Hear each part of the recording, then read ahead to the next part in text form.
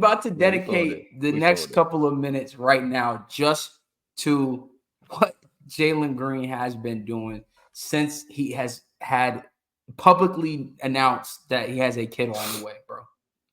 Hey man, that do something to you.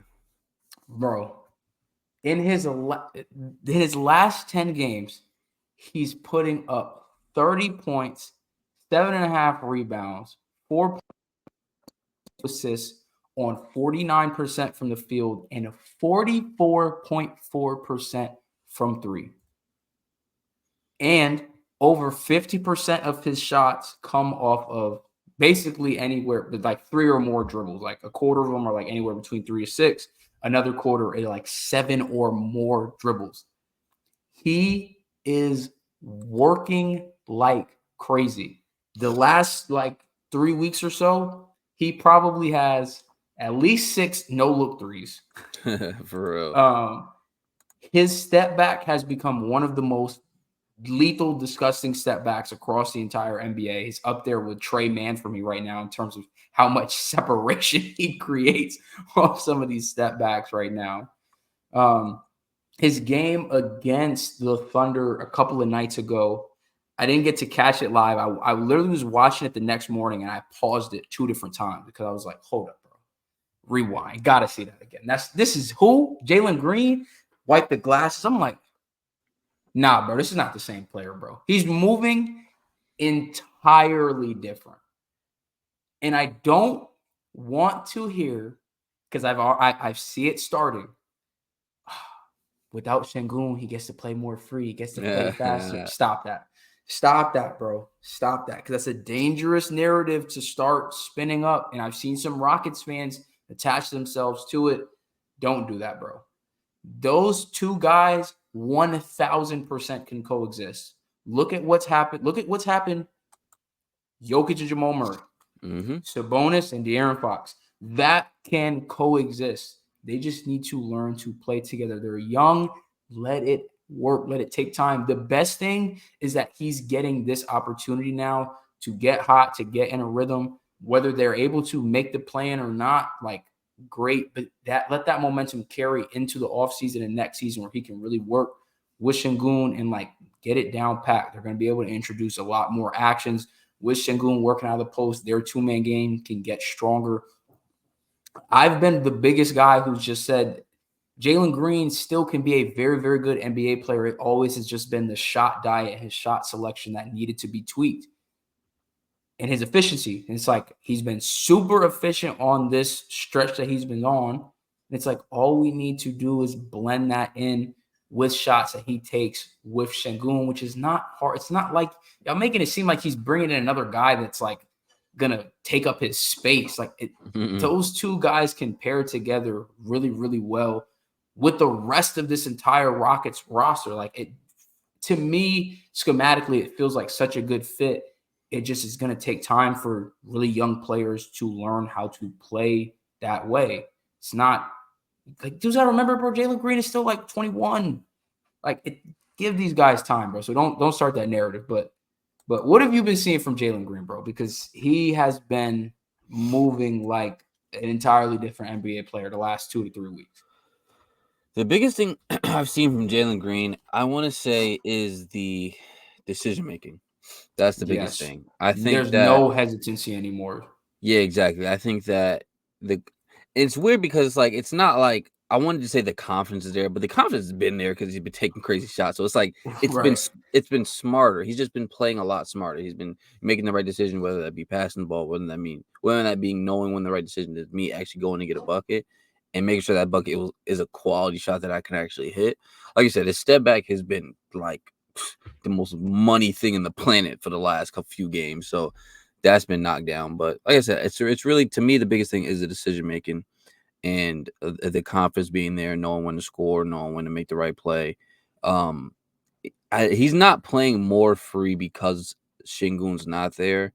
They are playing I'd say they're kind of playing like a different style of basketball, which is obviously, which makes sense. Not having I think I said about it. I meant Shingun being there, not having him being there, but I think it just adds another way they can play rather than like this should be the only way they should play basketball.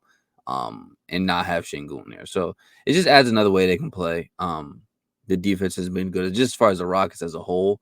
But I think we can kind of predict that with an Ime Udoka led team. So yeah, like I said, the biggest thing for me was the decision making. Like he looks like when you watched him before, it was like, bro, it was plenty of times where you're just like, what is that?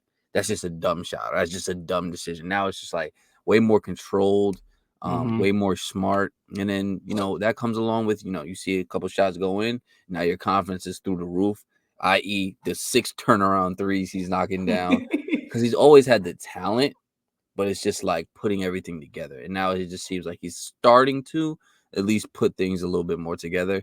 And if he continues like this, the sky is the limit. Because like we said before, the talent has always been there. It's just been the other stuff that needed to come along with it. But like you said, I believe he's 22 years old.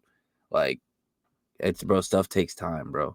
Right. Stuff really takes time. Like when he came into people don't realize like guys can come into the league at like 19, 20. Kids, literal Like, kids, bro. bro, like I put it like a 19-year-old could come into the league, play a decade in the NBA, and still be under 30. Like Wild. you gotta That's Devin realize, Booker. yeah, bro. Like you gotta realize, like guys, they're kids, bro. They need time to understand how to play the right way. They need time to fully develop their own skill set and mentally. We just talked about earlier about LeBron, how like at this point he's just so much smarter than everyone on the court because he's played for 100 years. Of course, he's gonna be smarter than everyone. Like guys need to actually develop the mental side of the game and know how to play basketball. And when they put it all together, it looks great. But you got to give that player time to get to that point, bro. You can't just rush that process. Some people Right. hop straight into the league and they're already there. Most people, they need time. It's a process. You know what I mean? Like a guy like Shea, Shea's been in the league for a few years now. It's not like he's this 21-year-old that just got into the league and now he's just doing this. Like it took time for him to get to the 30 point per game all NBA caliber guy. And most people, it takes that time. Yeah, I just hope that Jaylen Green can continue on this path and like keep, putting everything together.